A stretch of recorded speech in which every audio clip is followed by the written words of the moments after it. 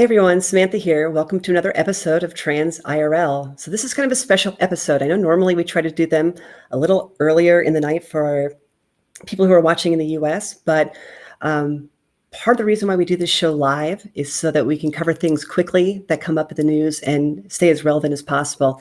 And today's episode is something that has been in the news a lot lately. It's about transgender people in the military. Because our guest is overseas and active duty, and time zones are something we have to take into account, Addison and I are here stateside, staying up late, and our guest is up very early. Quick reminder as we get into the episode here, our previous episodes are all still available on our channel, so don't forget to add them to your watch list. And they're also great for listening to during that commute to work. Quick thanks to all of our followers out there who sent us questions on Instagram. Appreciate all the participation there. We tried to go through that list and curate that down to a strong list of questions for our guest to answer here today. And as another reminder, if you aren't following us on Instagram yet, head over to Trans IRL and check it out. You'll have opportunities to submit questions to our guests, and we'll provide the latest show updates and, much to my chagrin, some of the outtakes on there as well. Next week, or actually, since we're live this week, we are going to be taking questions on our YouTube live stream. So if you are just joining us, welcome. And we will get to those questions at the end of the episode as well. So into tonight's topic. In July of 2017, President Trump announced via Twitter that he intended to ban transgender individuals from serving in the United States Armed Forces. Citing tremendous medical costs and disruptions, this declaration came as a surprise to the approximately 15,500 active duty National Guard and Reserve personnel that identify as transgender. In the year and a half since, attempts have been made in multiple district courts to block the ban from being put through injunctions. Earlier this week, actually last Tuesday, the 22nd of January, the Supreme Court allowed the ban to go in effect while those lower level courts still continued to deliberate on the subject. Although members of the armed forces who were diagnosed with gender dysphoria prior to the ban will still be allowed to serve, any new recruits who are transgender and intend to transition will not be allowed to join. And any current personnel who do receive a diagnosis of gender dysphoria may be dismissed. So all that said, that brings us to tonight's guest. He's a sergeant in the United States Army. And welcome, Sergeant Zane Alvarez. Thanks for joining us. Oh, happy to be here. And I apologize for getting you up so early. It's fine, no worries. But I appreciate you working with us here. Definitely. So you are stationed overseas. Anything that you're able to share about that?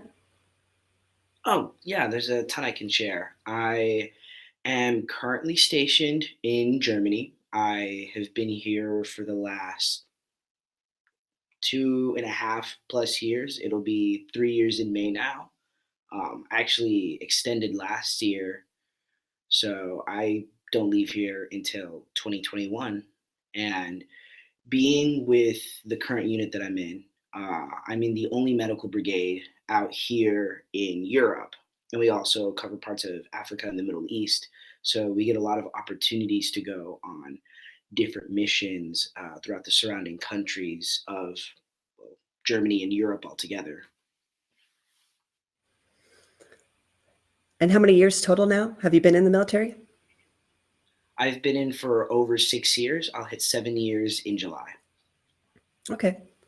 So you come by it honestly, though, too. You're actually part of a military family. Yes, my father is currently active duty right now, stationed in New York. Everybody from my father's side, all of my uncles and aunts have served in the military at one point in time in their life, whether it was for a short contract or like my father, like my uncle, who's also still active duty in the Air Force. And then also, even the next generation up, my grandfather served and retired as a full bird colonel. Oh, wow. So what was that like growing up with your dad being active military? Did you get to see him a lot? Did you travel with him at all? At the beginning of his career, he actually started off infantry, so I didn't see him too often. I did see him a lot growing up. when he wasn't deployed. And I definitely did get a lot of opportunity to travel. This is actually my second time living here in Germany. I lived here when I was a kid. So it was really nice to actually come back here. And it's even funny about that. My dad was also here early in his career. And when I actually had to go to leadership school for my rank for sergeant, I went to the same leadership school as my father. How funny. Hmm. So, when did you know when you were growing up that, this is kind of the direction you wanted to go with your career and your life?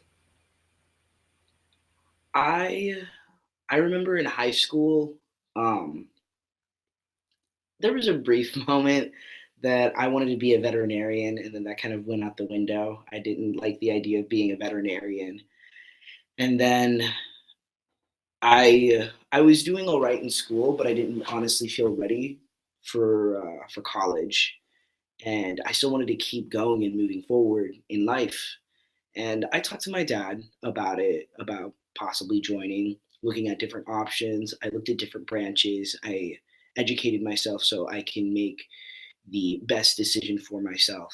And funny enough, for my job, I'm a behavioral health technician, and I didn't know anything about the job initially before coming in. And I actually ended up falling in love with it.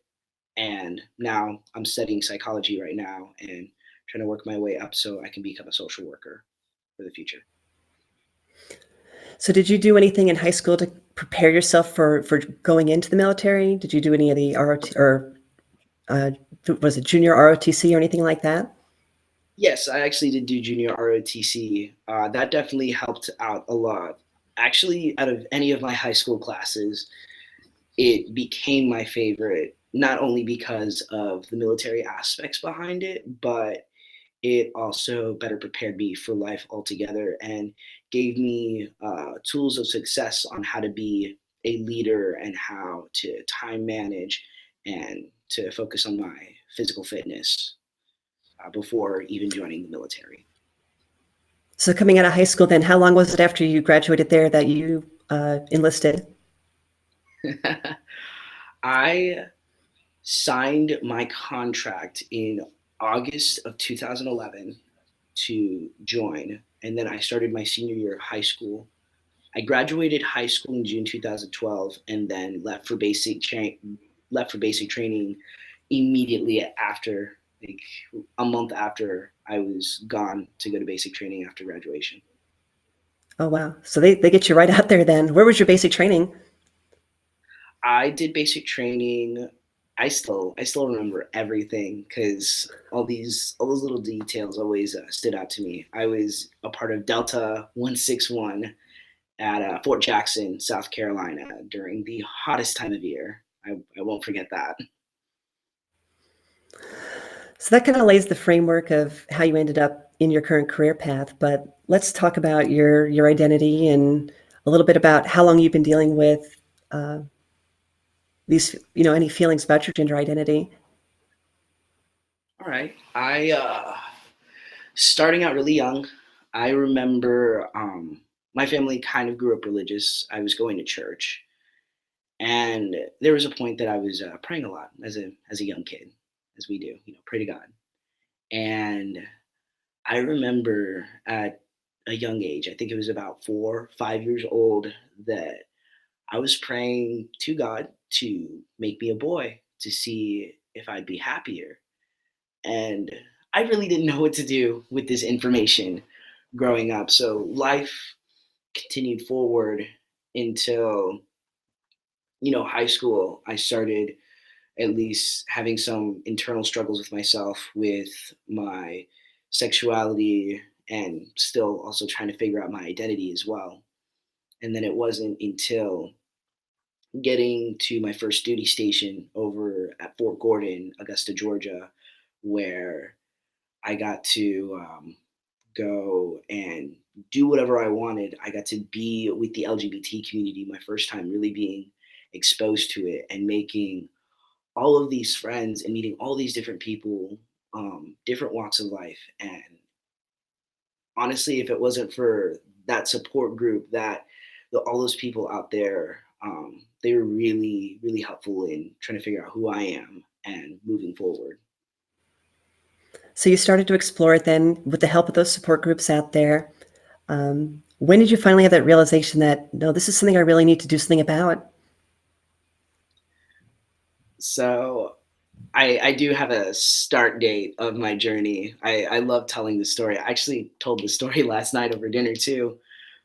It was around 2015. I, of all places for my journey, it was at a Target Starbucks. Um, I was with a friend of mine. We were grabbing some drinks, and um, what is it? My friend was on her phone. I don't think she was really paying attention, and I noticed the barista was having a really bad day, and I just decided, talk to her, tell some stories, tell a couple of jokes, anything to just try to get her to smile.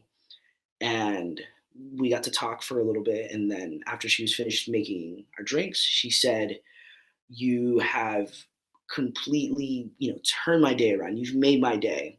I have to ask, what is your name, young man?" And before that moment, I always kind of dressed tomboyish since high school. My hair was a little short.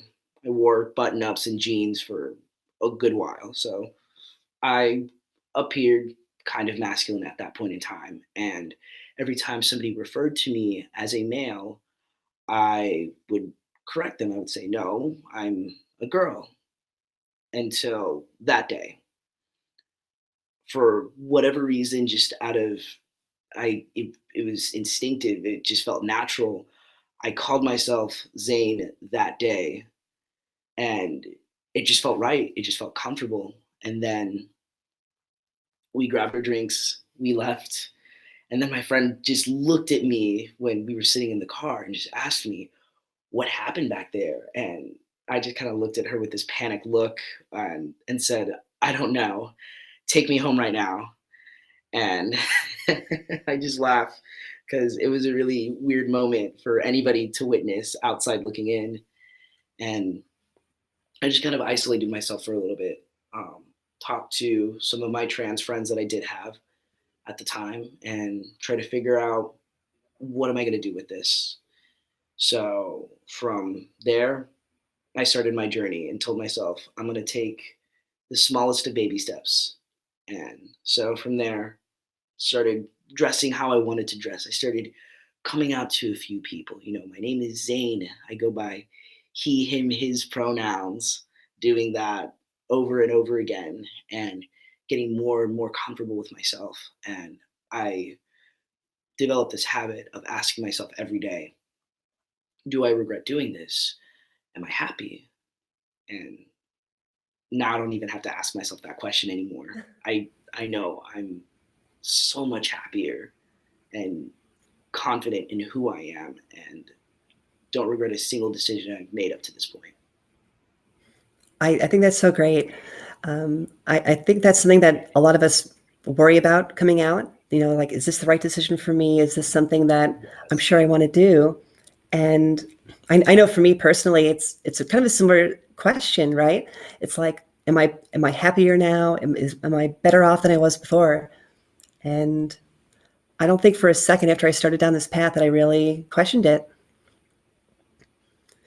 No, So putting you definitely. back in that mindset from earlier on, sorry to cut you off there, but No, early on, you're starting to explore your identity, you're putting your new name out there.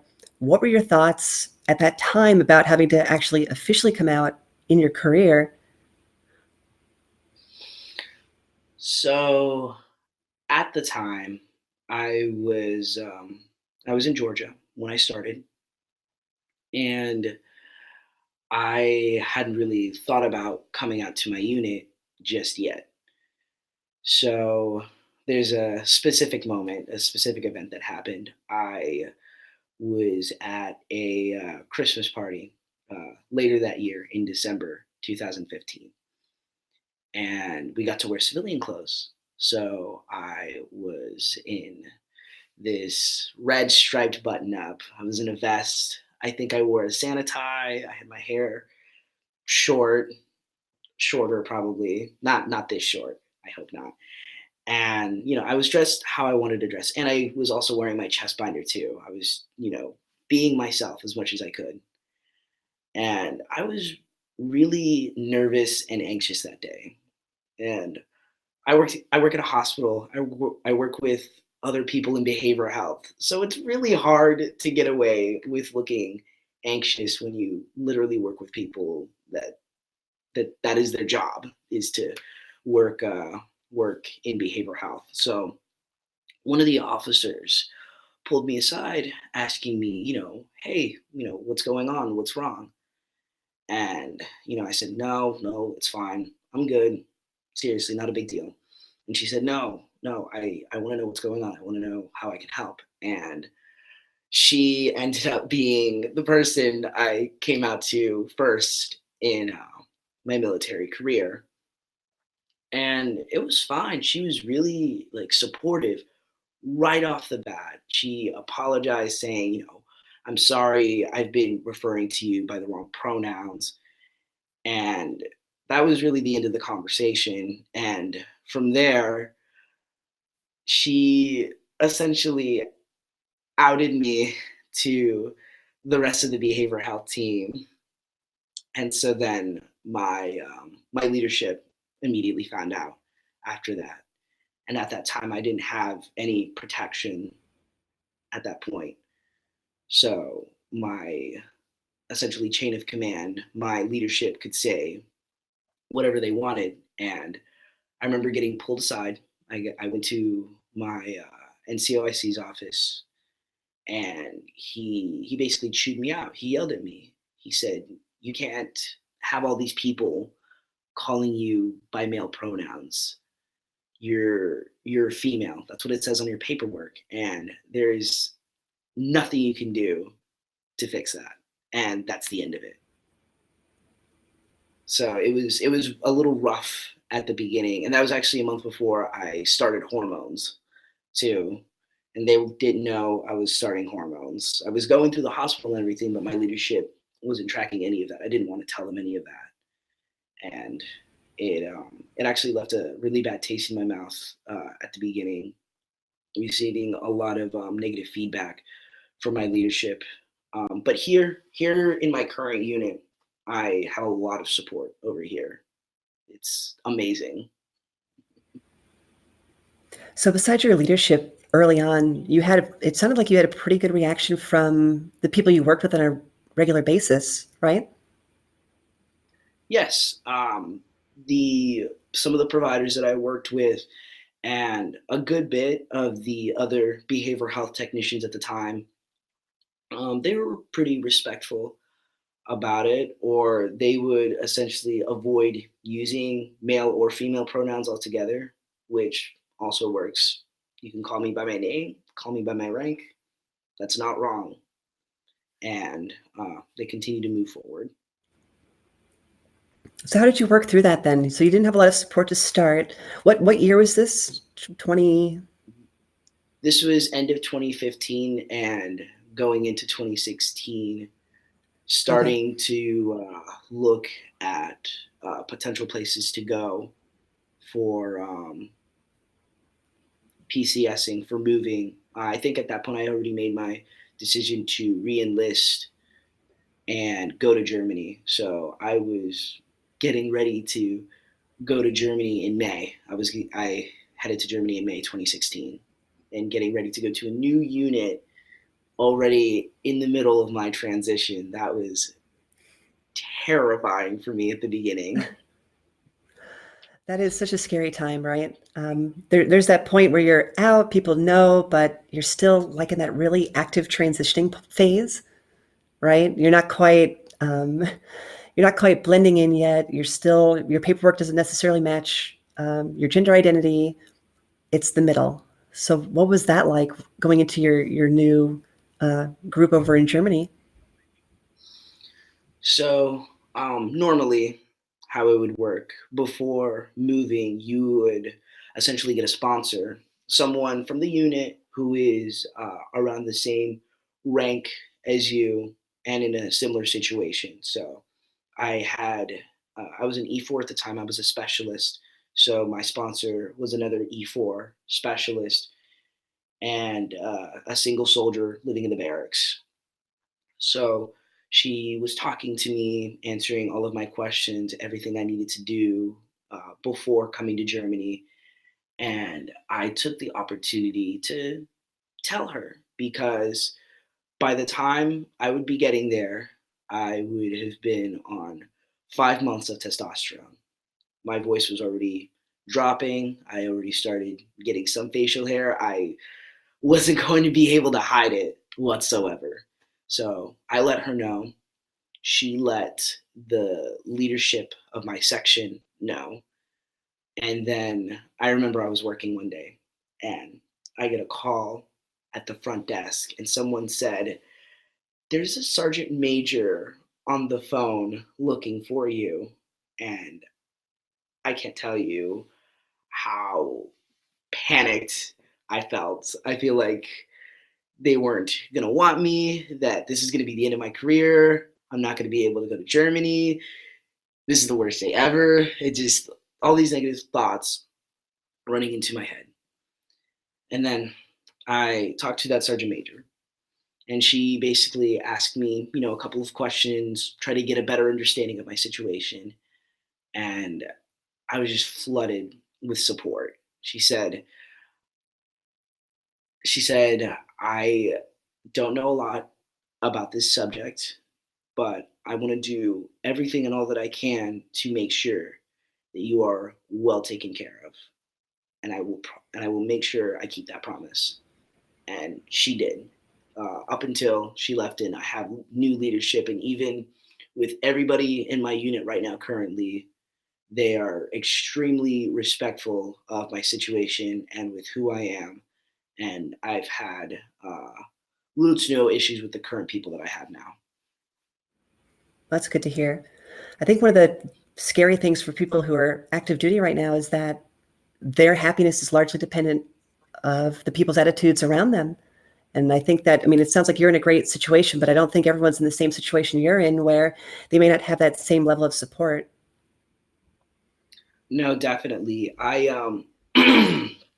What is it? I'm actually a part of this group called Sparta. It's all transgender service members in all different areas of the military, and whether they are Army, Navy, Air Force, Marine Corps, Coast Guard, people as low as E1 fresh into the military, all the way up to people as high as major, lieutenant colonel, chief warrant officers, and all of different professions, all of different MOs.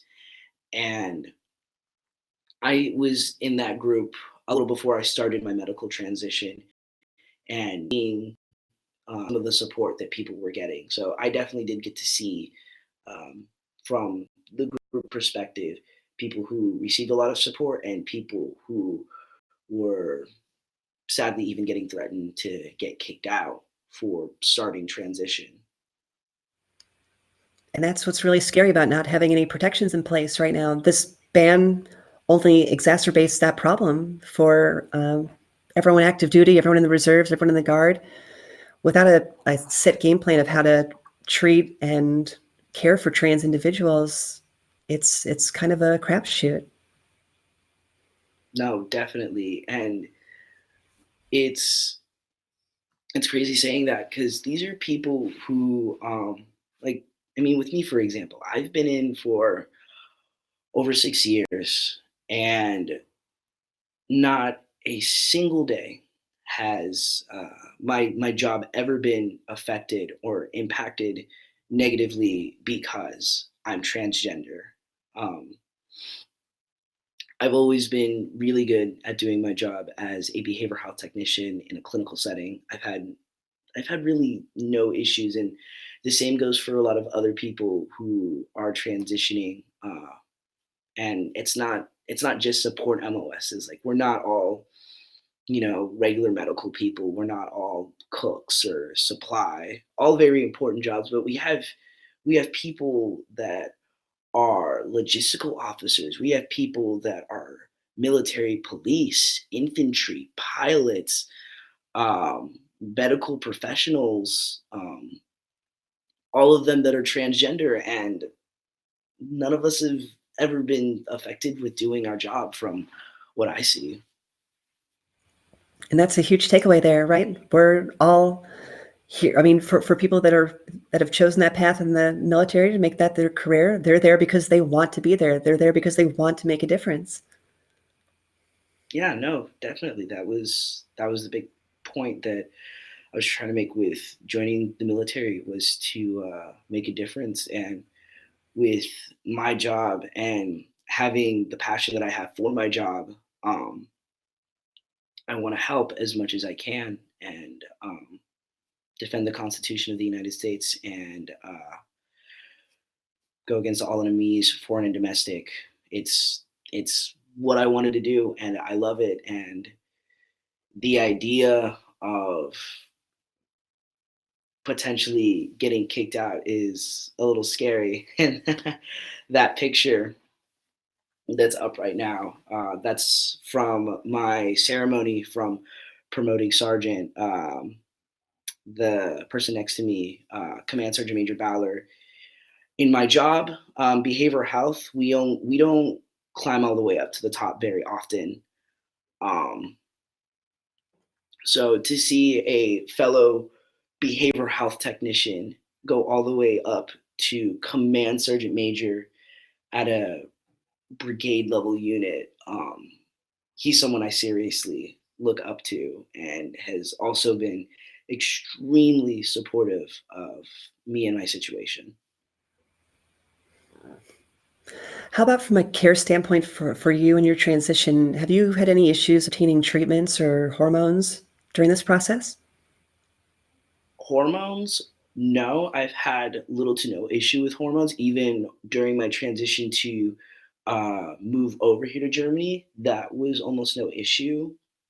With I had top surgery back in April of 2018, and I've been in Germany now for almost 3 years, and throughout that time, I was trying to push to get surgery covered, and those tweets from July 2017, I literally earlier that week, I got the last bit of paperwork that I needed to get done to submit to get top surgery.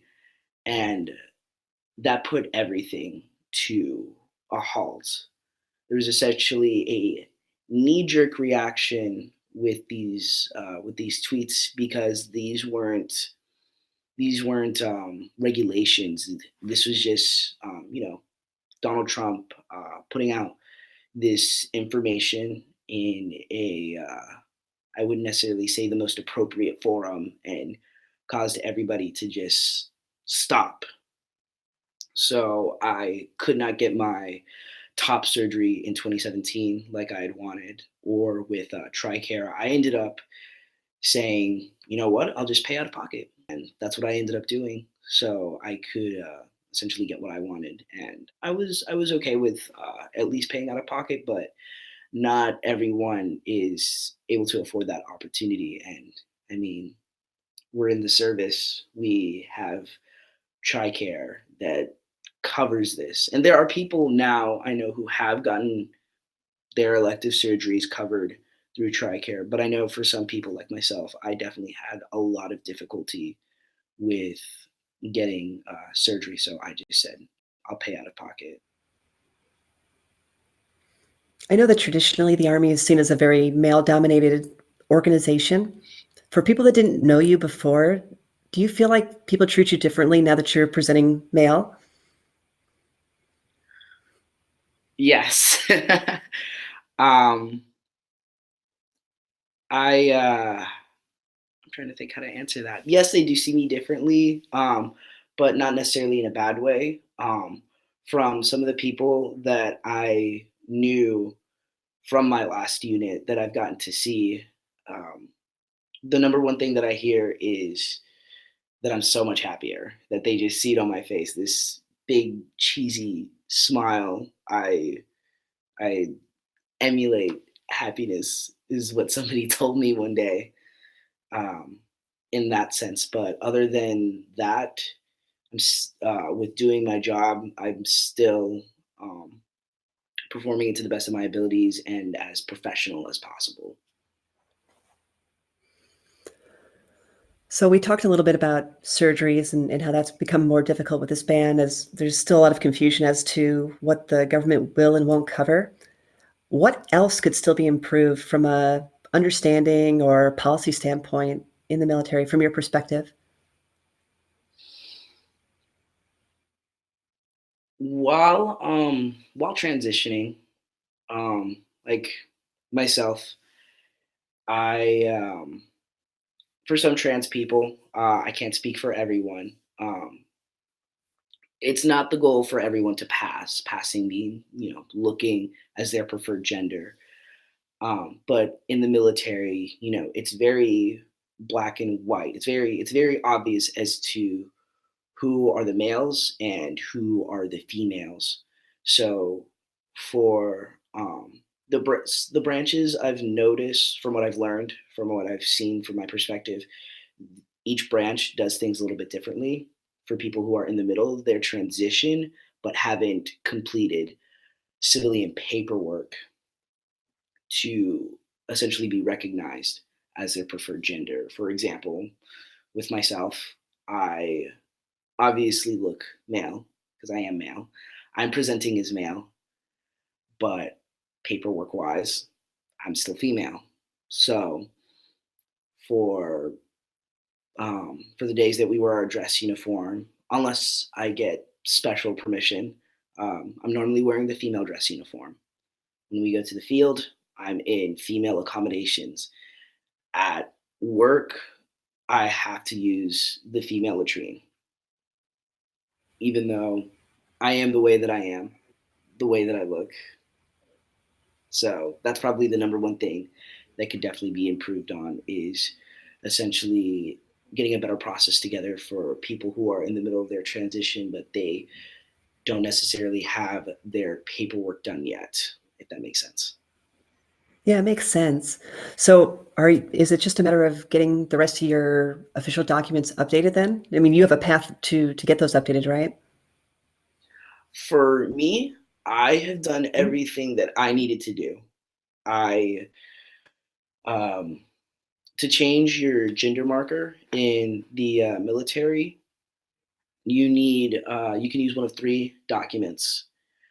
You can have a court order, you can have an amended or new birth certificate, or a passport that is reflecting your gender or reflecting your preferred gender. And about that, um, with the birth certificate and the court order, I was lucky that passport was an option because I know for some people it's not easy to go back home to where you're from, where you were born, and trying to change your birth certificate. It's impossible for a lot of states, even. Like, I'm not even born in the continental United States. I was born in Puerto Rico, and it is not possible for me to amend or get a new birth certificate says um, that says male. And with the court order, again, for some people, to get that time to go back and do a court hearing, and those dates are always tentative. And I'm all the way overseas, and a flight back all the way back to the states is expensive when you're buying them last minute, especially, and getting that time off is few and far between, depending on the type of unit you're in. So it can make the transition a little bit difficult for some people. Passport, though, I've noticed in my experience that was the easiest path because all you need is a doctor's letter in a very, very specific format to submit to the passport office. And it's too easy from there. So, with the news about this ban going forward for the time being, what are your thoughts on where things currently stand? It, I will say, it kind of hurts me a little bit because I'm very out about my transition, especially on Instagram. I post a lot about my journey.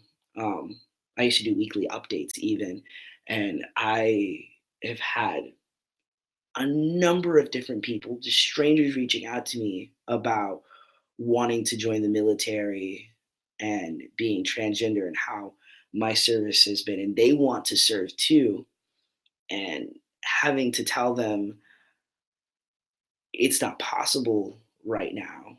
Um, it's almost unfair that you have someone who is willing and able and wanting to, and that's the unique thing about the United States military. This current military right now is a 100% volunteer force. We all made the conscious decision to approach the recruiter, go to the recruiting station, sign all of the documents, do the background checks, everything. And that was all by choice. And all of us raised our right hand and said the oath of enlistment. I won't forget that day either, of all of us saying, so help me God. That's the last line of the oath of enlistment. All of us made that decision. And now you're essentially taking out this demographic of people that want to join, but they can't. And the military itself is already made of less than 1% of the United States population. So you're taking out more people that want to join when it's already such a small force as it is. It's, at least those are my feelings about that. Okay. So, with where you're at in your career, what are your intentions going forward now? Right now, I'm I'm not going to stop. I'm going to continue to move forward in my career. I'm currently pursuing a degree in psychology so I can apply to the Masters of Social Work program through the Army because the ultimate goal for me is to be a social worker in the United States Army and then eventually retire and open up my own practice that caters to LGBT youth and adolescents. That's my main goal and objective in life. And to continue to stand out as a soldier and do all that I can is what I continue to move forward. Well, I think you're definitely doing a good job of standing out. I know I've seen your articles in Sparta. You were interviewed by Profiles in Pride on Instagram recently. I saw your picture there. So I know you're getting out there. You're being visible. Oh, that's great. Thank you, Addison. Yeah, that's another really good picture that I was able to get. You can see all three generations of my family right there. That was actually at my father's graduation from the Sergeant's Majors Academy in Fort Bliss in El Paso, Texas, and I was given the opportunity to wear my male dress uniform. I was really happy to do it that day. It was an amazing day, and getting to pin my dad's rank on the shoulders. It was really nice. Oh, and then that article, yeah, that was a fun picture too. Was that a little bit early on there? It wasn't well, yeah, it was 2 years ago. I think now at this point, 2 year and a half. So that picture, I was wearing the old uniform because I was uh, I was actually going out for a badge. It's called the Expert Field Medical Badge. It is. I'm not going to say it's one of the most difficult badges to earn, um, in the sense of physicality, but it not a lot of people have this badge. It's a very rare badge in that sense, and I was going out for it. And during that time, I'm still presenting as male, but paperwork wise, I was female. So I was, in processing with the temporary command there to compete for this badge. And I'm having to explain to them, because I have to, I need to be roomed with the females. And at the time, they were not taking my situation very seriously. The cadre the leadership there. So it was a little difficult while I was out there dealing with the leadership. Um, and the sleeping accommodations, we were in a bay. And for those who don't know, a bay is essentially a giant open room with a lot of bunk beds. I think there were 30, 40 some odd bunk beds on each side of the wall. So 60 bunk beds total. So that many females all in one room. So normally it takes about maybe 5 to 10 seconds for someone to say something about me being in there. So, and that is what happened. A female, like immediately from the entrance of the door, they said, excuse me, sir, you're in the wrong bay. What are you doing here? And I said, screw it. Everybody come in the middle. I explained my situation. I'm transgender. I am still recognized as female. I do present as male. These are the accommodations that I have to be in. If you have any questions or concerns, please address them with me directly. I'm more than happy to assist you. And after that, there were no issues from all the other competitors. No one else that I was competing with gave me any issues. In fact, um, part of the reason why I'm out is because I love to educate. And more often than not, the people that I meet in my career, they either have, never met another transgender service member, or that they know of have ever met a transgender person in their life. So I always remind myself of difficult situations where I have to present as female, even though I'm male. I take those education opportunities as much as I can to show people that, hey, I'm here, I'm transgender, and nothing's going to stop me from progression, from moving forward and continuing to do my job. And I'm happy whenever I get those opportunities and showing people that it's possible and answering all their questions as best as I can so they have that knowledge. And for the future transgender person that they will possibly get, whether they're working with them or they're leading that soldier, that now they have the tools of success and they can better lead and train this soldier or service member.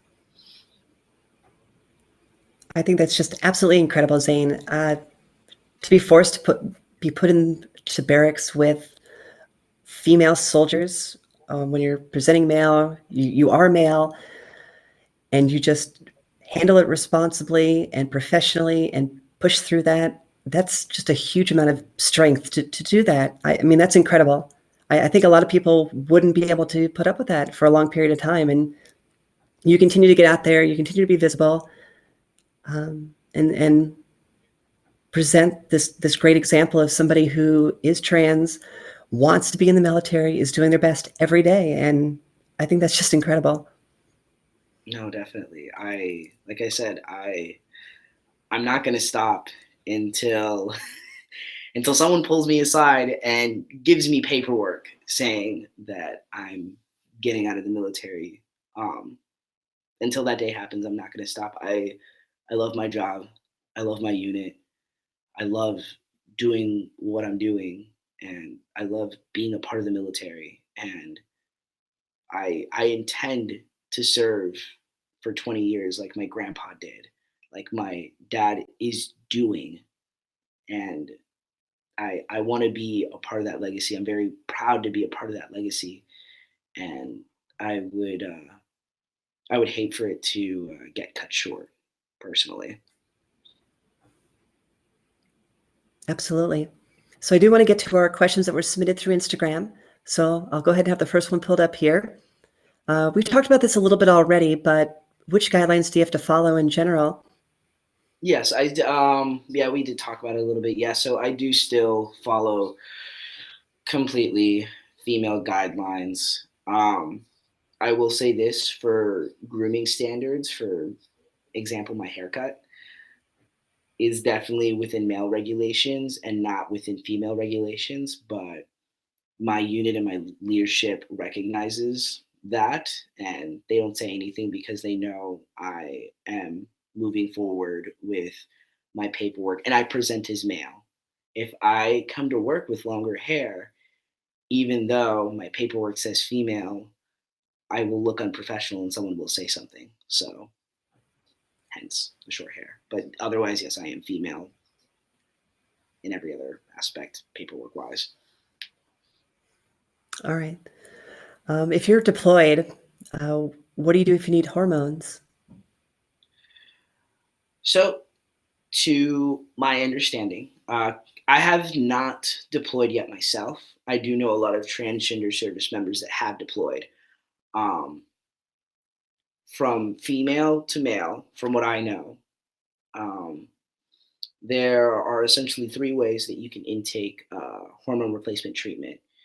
You can do patches, which is probably the least common method that I've ever seen. You can do shots, which are the most common method that I've seen, which is what I do. And then there is the daily gel that you would apply. Um, so during a deployment setting, when you're in that austere environment, uh, the your medical professionals, they will advise you to switch over to the gel, since the gel does not have to be in a controlled temperature setting, and that would just be applied every day. So it's possible, it's most definitely possible to deploy while being on hormones. I've seen it.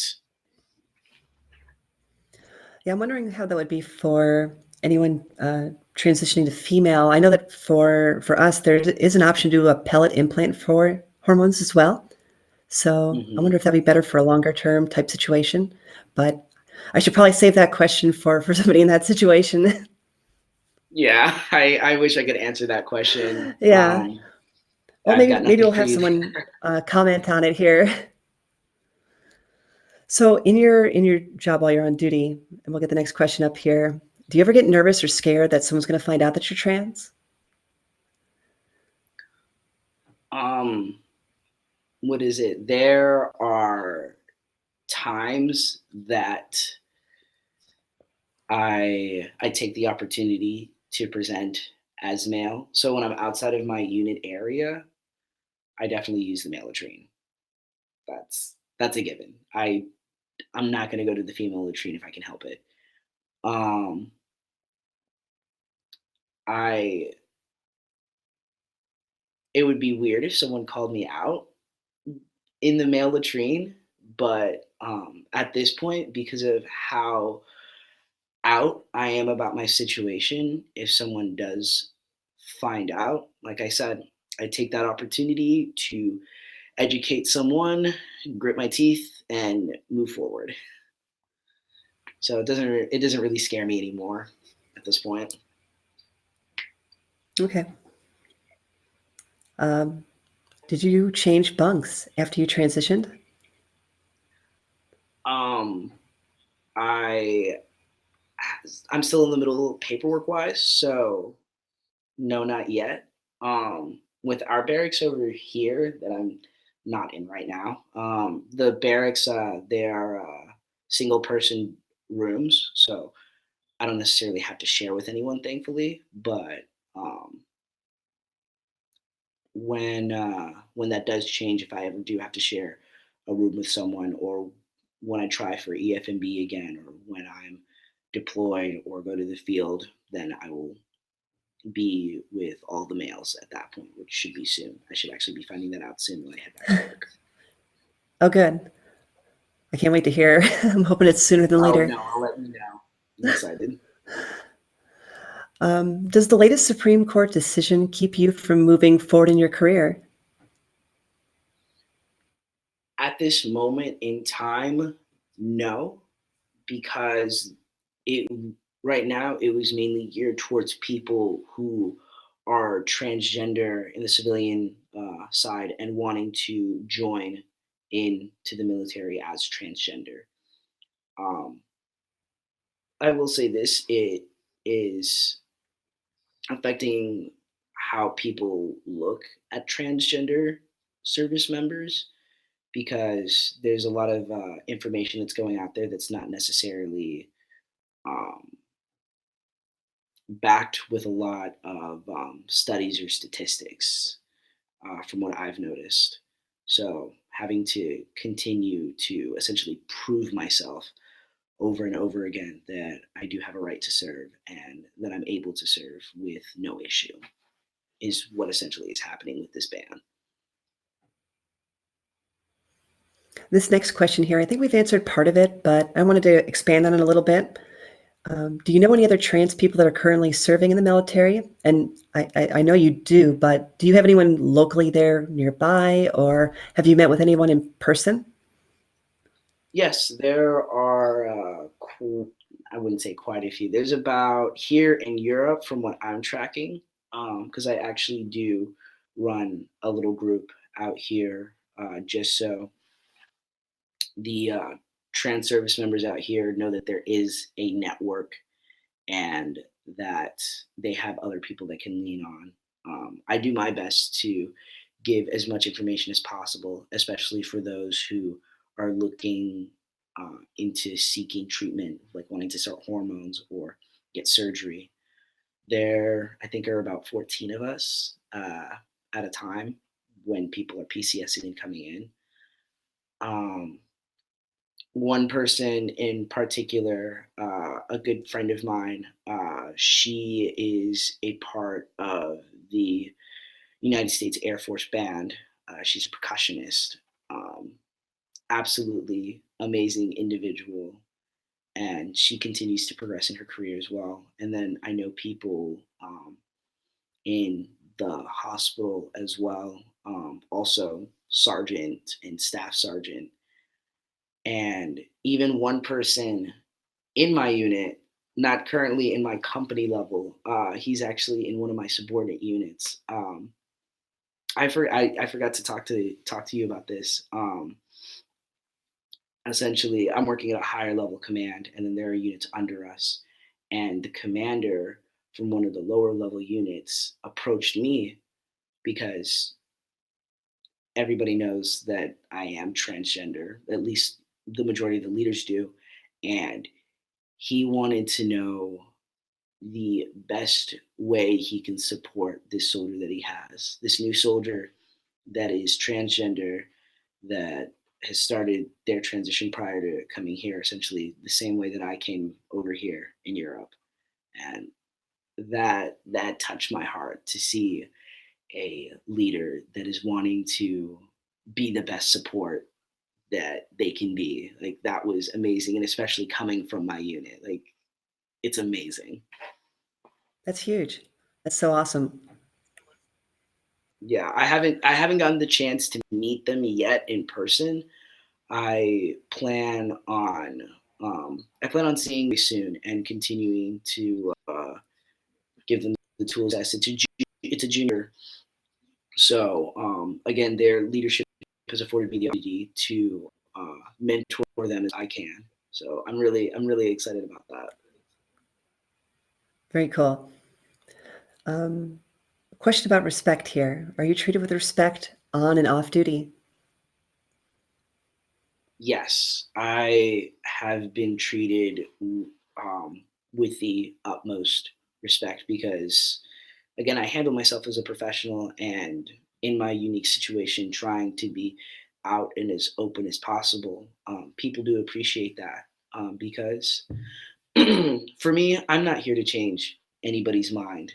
Um, Something that my mom taught me at a very young age: people are going to judge you for the things that you can change and for the things that you can't change, and to basically not not sweat that. Just continue to move forward in life and focus on the people that do love and care about you.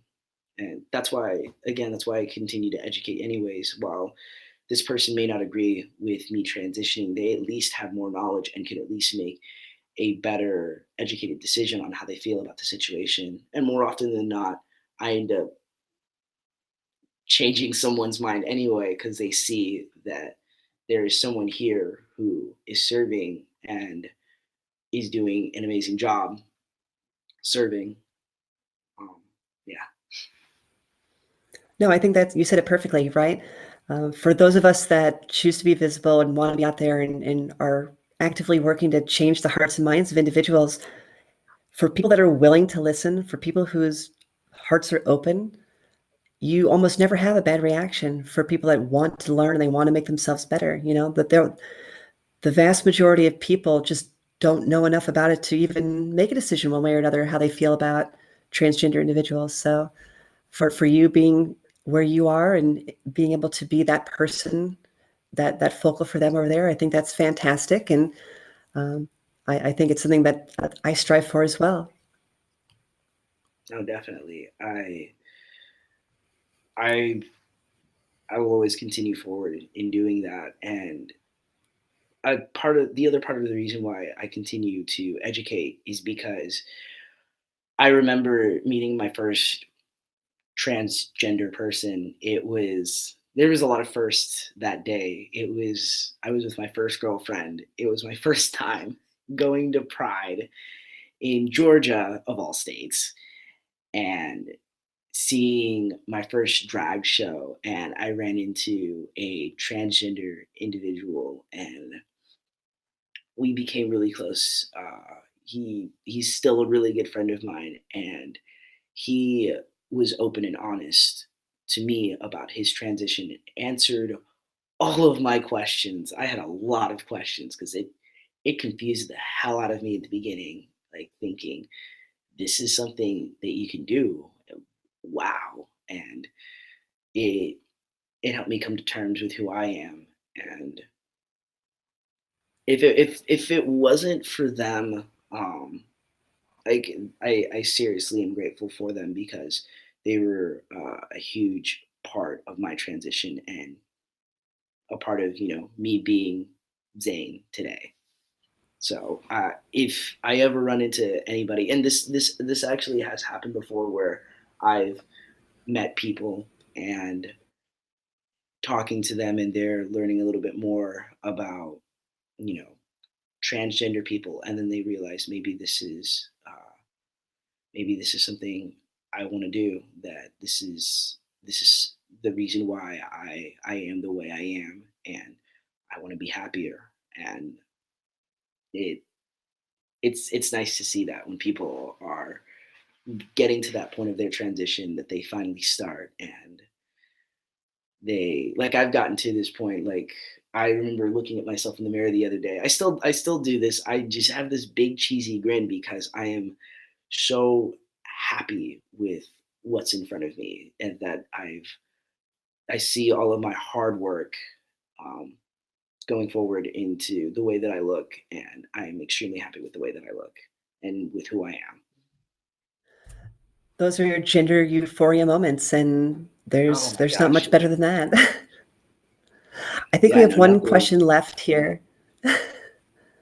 One question left from our viewers, and this is around Trump's statement around transgender individuals being a distraction in the armed forces. But how do other leaders and peers where you're stationed feel about the attempts to ban transgender individuals from serving? And what's the general feeling you get from the people who you work with? So I am currently on leave right now. Well, I start work Monday. So from this current news, I haven't gotten the chance to talk to my unit yet. I will say this: I've had people reaching out to me and checking on me. Touching back again with those old tweets, I remember exactly how that day went on July 26th. I remember because I was off that day. I had 24-hour duty the night prior, and it was the day before my sister's birthday.